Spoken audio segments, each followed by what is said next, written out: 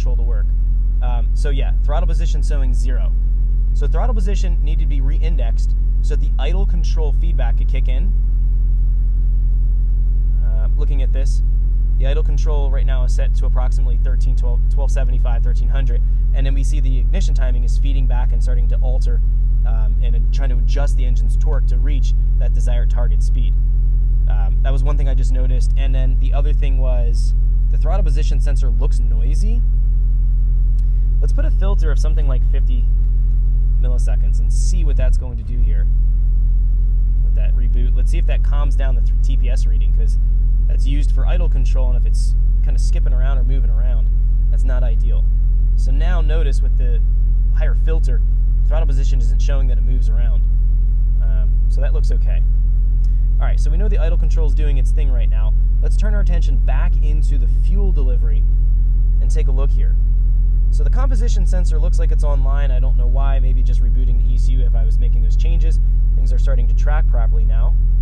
And we're noticing that closed loop correction is not correcting right now. Probably is going to be waiting for, let's see what the fault is going to be. I think there was a fault going on with that. All right, no faults going on. Let's go to the closed loop and see why it's not functioning. We see closed loop enabled, shows disable, status disable, sensor unavailable. So that's the diagnostics here. Let's go to the threshold and I'll set this to 200 Celsius. Might have to reboot the ECU. Inlet manifold pressure, that's probably why. We're dropping below the threshold right here. Let's take this down to something like 10 kPa. And now the closed loop's going to function. So we weren't meeting that threshold. I raised up the coolant temp threshold to 200, so the detection went away. Let me put that back to 60 Celsius. That wasn't the correct thing to actually change. Okay, so if we jump back in here now, taking a look, closed loop correction's only adjusting here roughly 10%, and we're holding close to the desired target speed.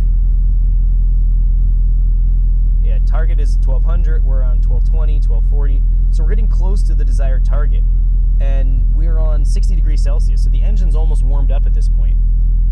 Now, let me go back to estimate tuning.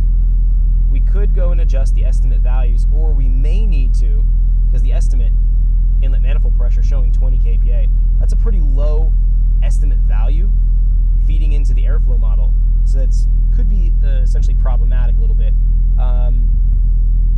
I'm not going to go and adjust these values any lower.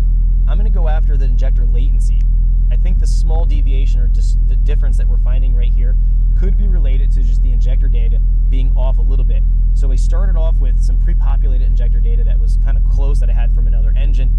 Looks like that is not going to be 100% accurate, and unfortunately I'm not using Motec's characterized data, so I have to go ahead and alter these values. Thanks for checking out our teaser clip. If you want to see the rest of this video and more than 500 hours of current EFI training we have to offer, make sure you click right here. If you want to go and check out more teaser clips from this training course, click here, and you don't want to miss any of the videos we're going to be releasing on this channel, so make sure you subscribe and click here.